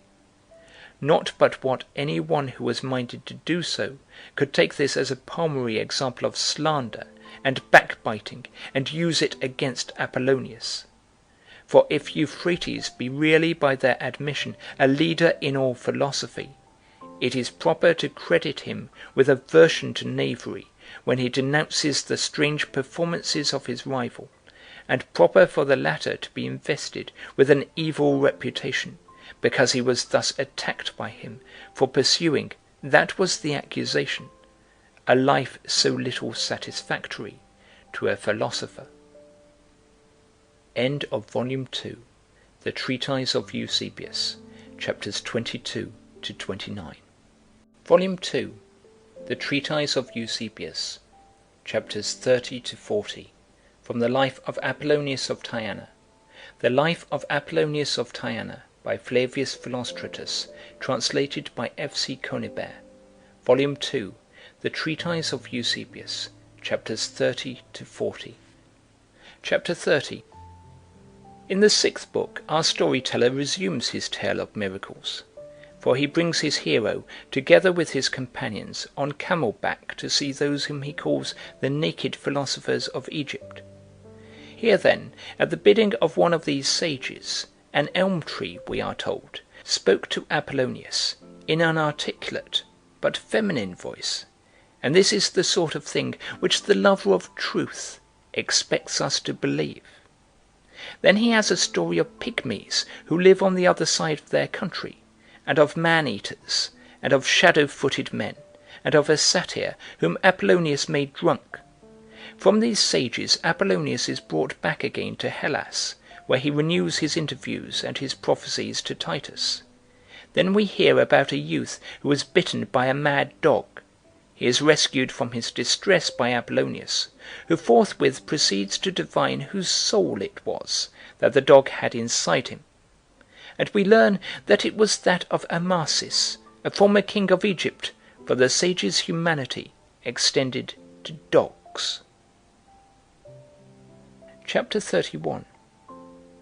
These, then, are the achievements which preceded his accusation, and it behoves us to notice throughout the treatise that, even if we admit the author to tell the truth in his stories of miracles, he yet clearly shows that they were severally performed by Apollonius with the co-operation of a demon. For his presentiment of the plague, though it might not seem to be magical and uncanny, if he owed it, as he himself said, to the lightness and purity of his diet, yet might quite as well have been a premonition imparted to him in intercourse with a demon. For though the other stories of his having grasped and foretold the future by virtue of his prescience can be refuted by 1,000 arguments which Philostratus' own text supplies, nevertheless, if we allow this particular story to be true, I should certainly say that his apprehension of futurity was anyhow in some cases, though it was not so in all, due to some uncanny contrivance of a demon that was his familiar. This is clearly proved by the fact that he did not retain his gift of foreknowledge uniformly and in all cases, but was at fault in most cases, and had through ignorance to make inquiries, as he would not have needed to do if he had been endowed with divine power and virtue. And the very cessation of the plague, according to the particular turn which was given to the drama, has already been shown to have been a delusion and nothing more. Moreover, the soul of Achilles should not have been lingering about his own monument, quitting the islands of the blessed and the places of repose, as people would probably say. In this case, too, it was surely a demon that appeared to Apollonius, and in whose presence he found himself. Then again, the licentious youth was clearly the victim of an indwelling demon, and both it and the empusa and the lamia, which is said to have played off its mad pranks on Menippus, were probably driven out by him with the help of a more important demon. The same is true also of the youth who had been driven out of his mind by the mad dog, and the frenzied dog itself was restored to its senses by the same method. You must then, as I said, regard the whole series of miracles wrought by him as having been accomplished through a ministry of demons, for the resuscitation of the girl must be divested of any miraculous character if she was really alive all the time and still bore in herself a vital spark, as the author says, and if a vapour rose over her face. For it is impossible, as I said before, that such a miracle should have been passed over in silence in Rome itself, if it happened when the sovereign was close by. Chapter 32. There are 1,000 other examples, then, which we may select from the same books, where the narrative refutes itself by its very incongruities, so enabling us to detect its mythical and miracle-mongering character. At the same time, we need not devote too much attention and study to the gentleman's career, seeing that those of our contemporaries among whom his memory survives at all are so far from classing him among divine and extraordinary and wonderful beings that they do not even rank him among philosophers. This being so, let us be content with the remarks we have made and proceed to consider the 7th book of his history. Chapter 33. Here, then, we find him categorically accused of being a wizard. Next we find Demetrius, the philosopher, trying to dissuade him from going on to Rome, and Apollonius rejects his advice in words which are full of vulgar effrontery and fulsome praise of himself. They are as follows: "But I know most human affairs, seeing that I know everything. At the same time I reserve my knowledge partly for good men, partly for the wise, partly for myself, partly for the gods." And yet, the man who in these words brags about his omniscience, before he goes much further, is accused by the text itself of an ignorance in certain matters. Next Apollonius disguises Damis, for the latter conceals the fact of his being a philosopher because he is afraid of death. Listen then to the words in which our author apologizes for him. This was the reason then of Damis's putting off his Pythagorean dress. For he says that it was not cowardice that led him to make the change, nor regret at having worn it, but he did it because the device recommended itself as suggested by the expedience of the moment. Chapter 34.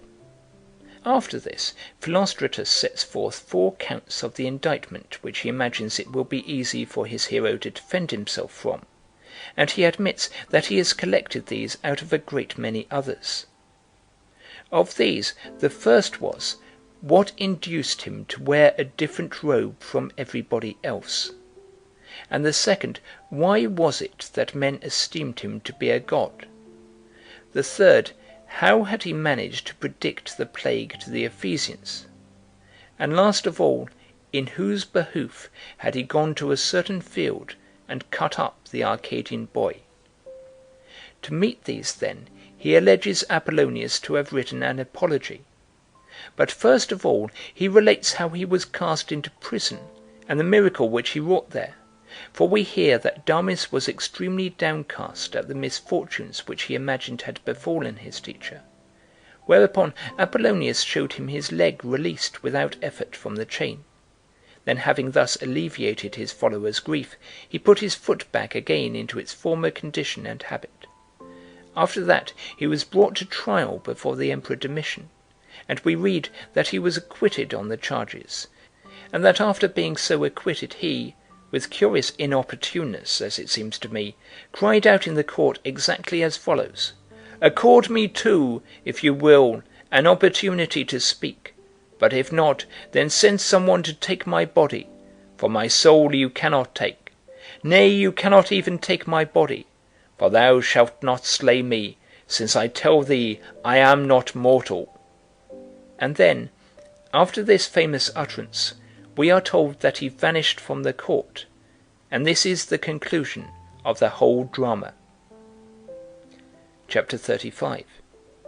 Now, in regard to the miracle in the prison, which it seems was an illusion imposed on the eyes of Damis by the familiar demon, our author adds the following remark. Damis says that it was then for the first time that he truly understood the nature of Apollonius, to wit that it was divine and superhuman, for without offering any sacrifice, and how indeed in prison could he have offered one, and without a single prayer, without even a word, he quietly laughed at the fetters, and then inserting his leg in them afresh, he comported himself like any other prisoner. I should be the last to accuse his pupil of being a dull-witted man, because, after being with him all his life, and witnessing him work miracles by means of certain uncanny agencies, he failed to regard him as in any way superior to the rest of mortal men. But now, after such a display of thaumaturgic energy as the above, he is still ignorant of his true character, and taking him to be a mere man, he is full of anxiety, as in that case he might well be, and full of apprehension in his behalf, lest any affliction should come upon him against his own wish and will. But if indeed it was now for the first time, after having passed so long a time with him, that he realized that he was indeed divine, and superior to the rest of the human race, then it behoves us to scrutinize the reason which our author alleges for his doing so, in these words: "For without any sacrifice, and without a single prayer, and without uttering a single mysterious word, he saw that he had wrought this miracle." It follows that the fellow's earlier feats were accomplished by the help of some uncanny trick, and that is why, as he says, Damis was not astounded at these things, nor filled with wonder by them. Naturally, then, he now for the first time experienced these feelings, because he felt that his master had accomplished something which was quite unusual and contrary to his habitual performances. In reference, however, to the phantom chains shown to Damis and to his departure from the law courts, I will quote the words which Apollonius himself addresses to Domitian. For when the monarch ordered him to be thrown into chains, Apollonius, with perfect consistency, argued as follows: "If you think me a wizard, how will you bind me? And if you bind me, how can you say that I am a wizard?" Surely one may invert this argument and use it against him somewhat as follows, keeping to his own premises: "If you are not a wizard, then how was your leg liberated from the chains? And if it was liberated, then how are you not a wizard? And if, because he submits to the chains, he is not a wizard, then if he does not submit to them, he is a wizard by his own admission. And again, if, because he submitted to be brought to trial, he was not a wizard, he was yet clearly revealed as such when he ran off and eluded the court and retinue of the emperor. I mean, of course, the bodyguard that stood round him. Now I believe that our author is aware of this, and endeavours to gloze over the fact when he pretends that this miracle was exhibited without sacrifice or any sort of incantation, by some ineffable and superhuman power. Chapter 36. Moreover, we have not got to go far before a fresh test of his character is supplied to us. For presently a messenger presents himself and says, "O Apollonius, the emperor releases you from these chains, and permits you to reside in the jail where prisoners are not bound." Whereupon Apollonius, who is superior to mankind, and has foreknowledge of what is coming, and according to the poet, hath understanding of the dumb, and heareth him who speaks not, is so overjoyed, as well he might be, at the news that he suddenly drops out of his gift of foreknowledge, and asks outright, "Who then will get me out of this place?" And the messenger replied, "I myself, so follow me." Chapter 37. Next, this most divine of men composes in the most careful of manners an harangue in defense of himself, quite unaware that after all his composition would prove a mere waste of effort. For he imagines that the emperor will listen to his defense of his case, and on that assumption he arranges his apology along extremely plausible lines. But the latter, by refusing to wait, renders all his trouble useless and unnecessary. I would ask you then to listen to the following, for what he says is a refutation of himself. But inasmuch as he had composed an oration which he meant to deliver in defense of himself by the clock, only the tyrant confined him to the questions which I have enumerated, I have determined to publish this oration also. Note, then, how utterly at fault this entirely divinest of beings was about the future, if he took so much trouble and care to proportion the length of his apology to the time allowed him by the water clock. Chapter 38. But we must not omit to pass in review the defence which he so vainly composed, for it contains, among many examples of the arrogance with which he addressed Domitian, the following utterance, to wit, when he says, "As Vespasian made you emperor, so I made him." Heavens, what braggadocio! No ordinary person anyhow, nor any real philosopher either, transcending the rest of mankind, could indulge in such highfalutin bombast without exposing himself in the eyes of sensible men to a charge of being mad. Next, in trying to rid himself of the suspicion which weighed upon him, he holds the following language concerning magicians and wizards: "But I call wizards men of false wisdom, for with them the unreal is made real, and the real becomes incredible." One may learn then from the whole treatise, and from the particular episodes set forth therein, whether we ought to rank him among divine and philosophic men, or among wizards. We have only to observe what he himself has said about wizards and falsely wise men, together with what is published in his own history. For when oak trees and elms talk in articulate and feminine tones, and tripods move of their own accord, and waiters of copper serve at table, and jars are filled with showers and with winds, and water of sandarak, and all the other things of the kind are introduced among those whom he accounted gods, and also did not hesitate to entitle his teachers, of whom else are all these things characteristic, except of people who can exhibit the unreal as real, and the real as incredible? In himself calling the latter wizards, he shows that they are people whose wisdom is false. Is it then on the strength of these things that this divine man, endowed with all virtue and the darling of the gods, is to bind on his brow the prize of wisdom, and to be accounted truly more divine than Pythagoras and his successors, and to be considered far more blessed than he? Is he not rather to be found guilty of false wisdom, and carry off the first prize for wretches? Chapter 39.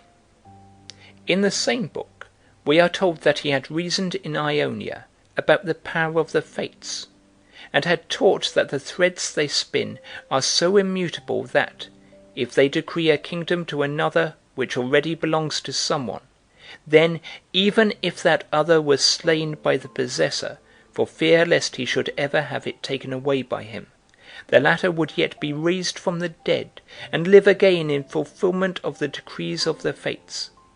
And he continues in these very words: "He who is destined to become a carpenter will become one, even though his hands have been cut off. And he who has been predestined to carry off the prize for running in the Olympic games will never fail to win, even though he break his leg. And the man to whom the fates have decreed that he shall be an eminent archer will not miss the mark, even though he lose his eyesight."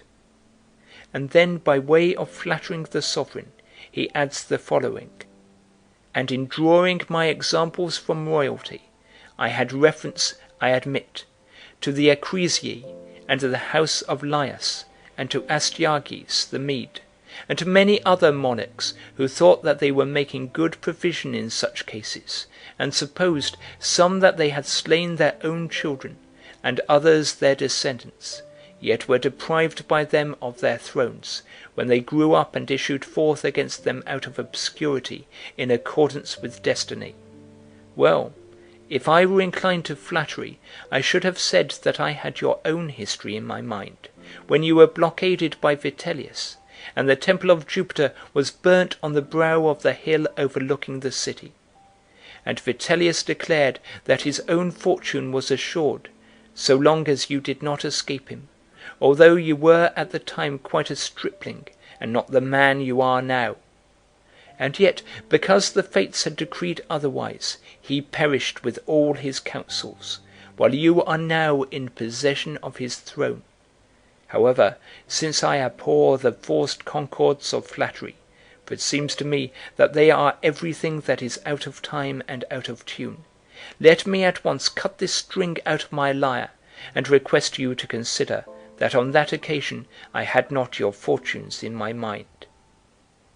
In this passage, a treatise written ostensibly in the interest of truth draws a picture of a man who was at once a flatterer and a liar, and anything rather than a philosopher, For after inveighing so bitterly on the earlier occasion against Domitian, he now flatters him, generous fellow that he is, and pretends that the doctrines he mooted in Ionia about the fates and necessity, so far from being directed against him, rather told in his favour. Take then your history, my author, and regaining your sobriety after your fit of drunkenness, read out loud and in a truth-loving tone the passages you wrote on a former occasion, without concealing anything.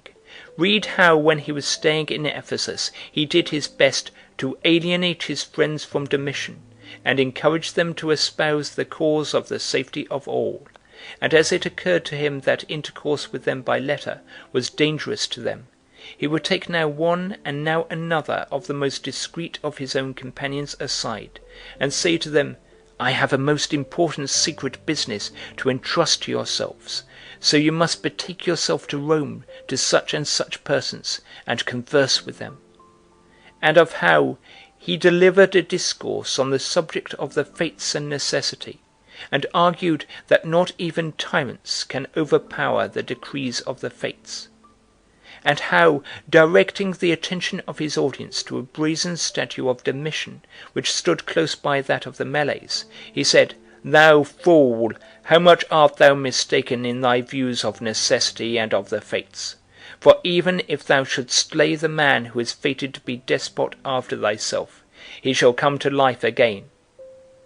The man then who, after holding such language as this, proceeds to flatter the tyrant, and cynically pretends that none of this language was directed against him, how can we judge him other than capable of all villainy and meanness, unless indeed you assume that the authors who have handed down to us these details of him were lying fellows who meant to accuse their hero, and not true historians?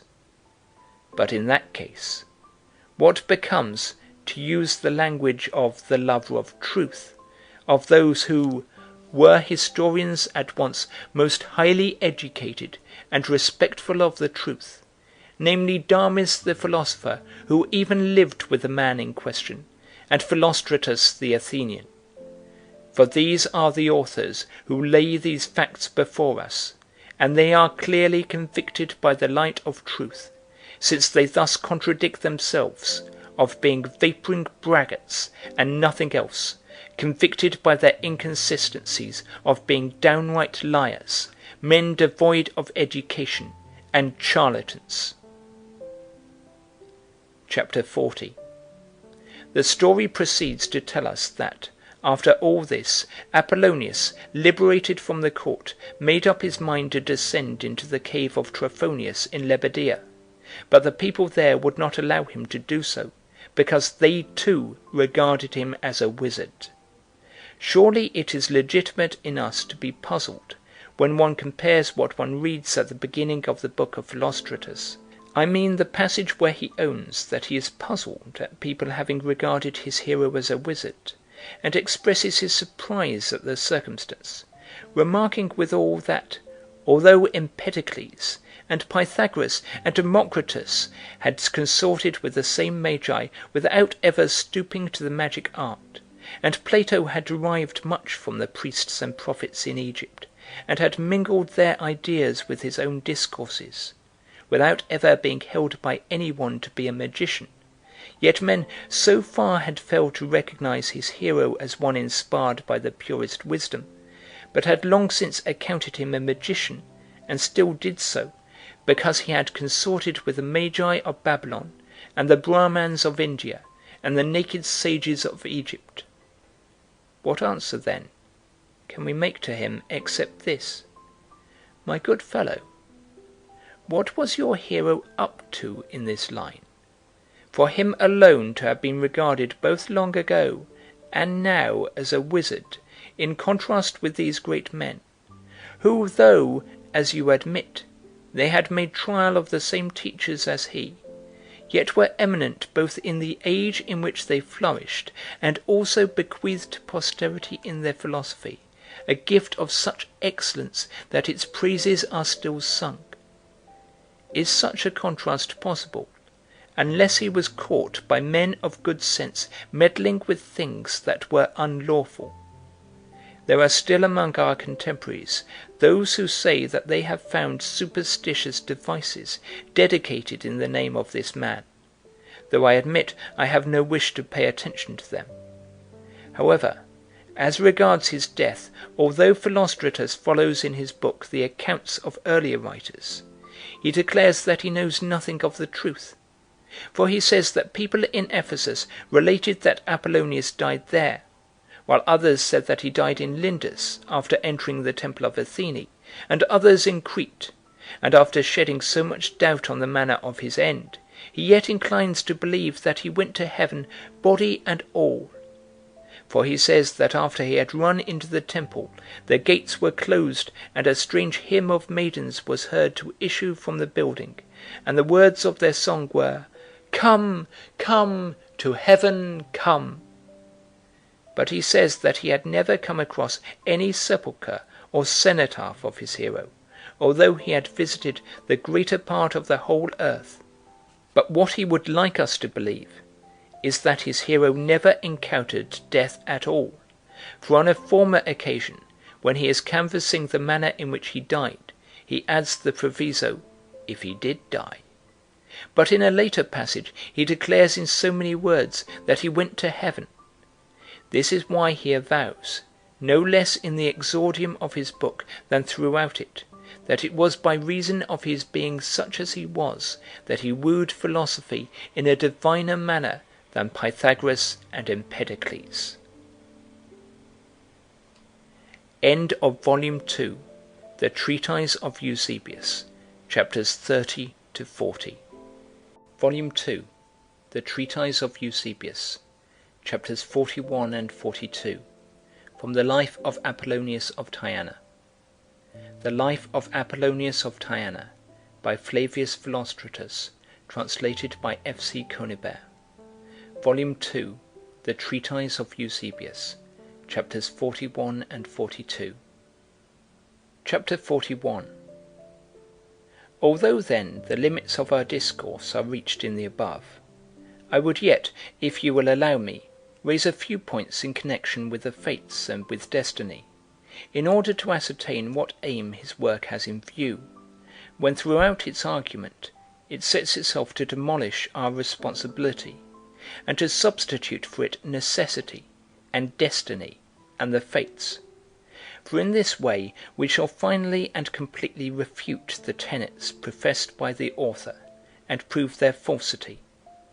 If then, according to the views of true philosophy, every soul is immortal, for that which is perpetually moving is immortal, whereas that which moves another, and is itself moved by others, in admitting a cessation of its own movement, admits a cessation of life, and if responsibility depends on personal choice, and God is not responsible, then what reason is there for concluding that the nature, which is ever in movement, is actuated against its will, and not rather in accordance with its own choice and decision? For otherwise it would resemble a lifeless body in being moved by some outside agency, and would be as it were a puppet pulled by strings hither and thither. The nature which ever moves itself would, on such an hypothesis, effect nothing of its own initiative and movement, nor could it refer to itself the responsibility of its actions. In such a case, when it reasoned of truth, it would surely not be worthy of praise, nor, on the other hand, be blameworthy, because it was filled with vice and wickedness. Why then, I would ask you, my good fellow, do you revile Euphrates and find fault with him, if it is not of his own initiative, but by the force of destiny, that he devoted himself to gain, as you pretend, and neglected the philosophical ideal? And why do you insult wizards by calling them false sophists, if they are dragged down by the fates, as you believe, to their miserable life? And why do you keep in your vocabulary at all such a word as vice, when any evil man is unjustly condemned by you, since it is by necessity that he fulfills his destined term? And again, on what principle do you solemnly enroll yourself a disciple of the wonderful teacher Pythagoras, and insist on praising one who, instead of being a lover of philosophy, was a mere toy in the hands of the Fates? And as for Phraortes and Iarchus, the philosophers of the Indians, what have they done to win from you the reputation of being gods, unless the glory they acquired by their culture and virtue was their own? And in the same way with regard to Nero and Domitian, why do you not saddle upon the Fates and on necessity the responsibility for their unbridled insolence, and acquit them of all responsibility and blame? But if, as you say, a man who is destined to be a runner, or an archer, or a carpenter, cannot avoid being so, surely also if it has been destined that a man should be a wizard, and that being his character, a magician, or a murderer, and a wicked man and a reprobate, come what will, he must of necessity end by being such a person. Why then do you go wandering about, preaching the virtues to those who are incapable of reform? Why do you blame those who are the monsters they are, not of their own choice, but by predestination? And why, too, if it was decreed by fate that you yourself, being of a divine nature, should transcend the glory of kings, did you visit schools of teachers and philosophers, and trouble yourself about Arabians, and about the Magi of Babylon, and the wise men of India? For in any case, surely, even without your holding communications with them, the decrees of the fates were bound to be fulfilled in your case. And why do you vainly cast before those whom you consider to be gods, your honey cake and your frankincense, and putting on the cloak of religion, encourage your companions to be diligent at their prayers? And what do you yourself in your prayers ask of the gods, inasmuch as you admit that they too are subject to destiny? Nay, you ought to make a clean sweep of all the other gods, and sacrifice to necessity alone, and to the fates, and pay your respects rather to destiny than to Zeus himself. In that case, no doubt, you would have no gods left, and rightly too, seeing that they are not even able to help mankind. And again, if it were decreed by fate that the citizens of Ephesus should be afflicted with pestilence, why did you sanction the opposite, and so try to thwart destiny? Nay, why did you dare to transcend destiny, and, as it were, raise a trophy over her? And again, in the case of the maiden raised life, the thread of Clotho had reached its limit, and that being so, why did you, when she was dead, bind a fresh thread on the spindle, by coming forward yourself in the role of the saviour of her life? But perhaps you will say the fates drove you also onto these courses. Yet you cannot say that they did so out of respect to your merits. Far from it, seeing that before you passed into this body of yours, you were yourself, by your own account, a seafaring man, who spent his life upon the waves, and that of necessity, for even this could not have been otherwise.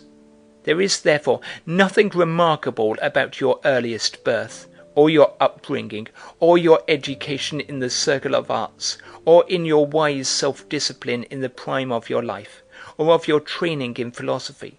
For it was, after all, some necessity of the fates that led you to Babylon, and you were, as it were, driven on to associate with the sages of India. And it was not your own will and choice, nor a love of philosophy either, but fate that led you in her noose to the naked sages of the Egyptians, and to Gadara, and to the Pillars of Hercules, and it was she who forced you to wander about the eastern and western oceans, and along with her spindles whirled you idly around. But if any one admits, as they must, that his endowment with wisdom was due to these causes, then it was destiny that was responsible for them, and we must no longer reckon your hero among those who are fond of learning, nor can we with any pretence of reason admire a philosophy which was provided, not intentionally, but by necessity for him. and we shall have to class on one and the same level, according to him, Pythagoras himself with any pretentious and abject slave, and Socrates himself, who died in behalf of philosophy, with those who accused him and clamoured for his death, Diogenes too with the golden youth of Athens, and, to sum up, the wisest man will not differ from the most imprudent, nor the unjustest from the justest, nor the most abandoned from the most temperate, nor the worst of cowards from the greatest of heroes, for they have all been demonstrated to be playthings of destiny and of the fates. Chapter 42. However, the herald of truth will raise his voice against such arguments, and say, O ye men, mortal and perishable race, whither are you drifting after drinking the unmixed cup of ignorance? Be done with it at last, wake up and be sober, and raising the eyes of your intelligence, gaze upon the august countenance of truth. It is not lawful for truth to be in conflict and contradiction with herself, nor that of two pronounced opposites there should exist but one and the same ground and cause.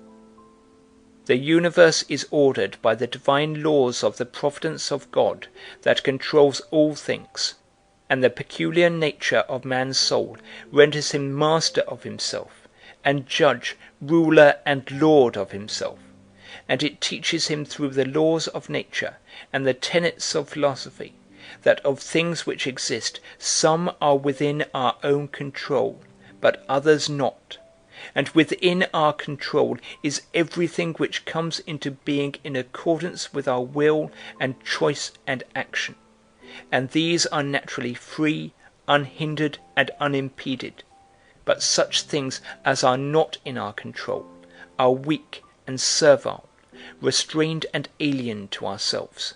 For example, our bodily processes and external objects which are both lifeless and destitute of reason, and in their manner of existence wholly foreign to the proper nature of a reasonable living creature.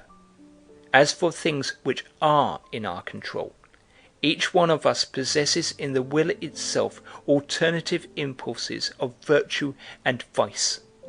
And while the principle which controls the universe and governs it executes its rounds in direct accordance with nature, it is at the same time always accompanied by a justice which punishes infractions of the divine law. But for the motives on which we act, the responsibility lies not with destiny nor fate, nor with necessity. It lies with him who makes the choice, and God is not to be blamed. If therefore any one is so foolhardy as to controvert the fact of our responsibility, let him be duly exposed, and let him openly proclaim that he is an atheist, seeing that he does not recognize either Providence or God or anything else except the fates and necessity. And let him bareheaded enumerate the consequences of these doctrines. Let him cease to call anyone wise or foolish, just or unjust, virtuous or vicious, or charlatan.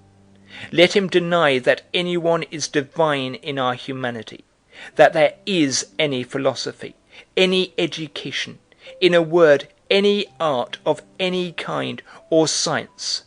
Let him not call anyone else by nature good or evil, but admit that everything whatever is whirled round in an eddy of necessity by the spindles of the fates. Let such a person then be registered as an atheist and impious man in the tribunal of the pious and of philosophers. And if anyone under the cloak of other opinions undertakes to entertain ideas of Providence and of the gods, yet in addition to these champions the cause of destiny and fate, so upholding conflicting and opposed opinions, let him be classed among the senseless, and condemned to pay the penalty of his folly. This then is so. But if after this there still remain those who are disposed to register this man's name in the schools of philosophers, it shall be said that, even if they succeed in clearing him from the filth thrown by others, nay, in disentangling him from the pinchbeck properties in which the author of this book has wheeled him in upon the stage, we shall raise no objection to their doing so. At the same time, if anyone ventures to overpass the limits of truth, and tries to deify him, as no other philosopher has been deified, he will at the best, though unawares, be rubbing into him the accusation of wizardry. For this work of pretentious sophistry can only serve, in my opinion, to convict him, and lay him open in the eyes of all men of sense to this terrible accusation.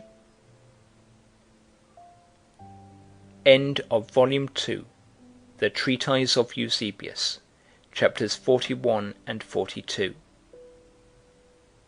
End of the Life of Apollonius of Tyana, by Flavius Philostratus, translated by F. C. Conibert.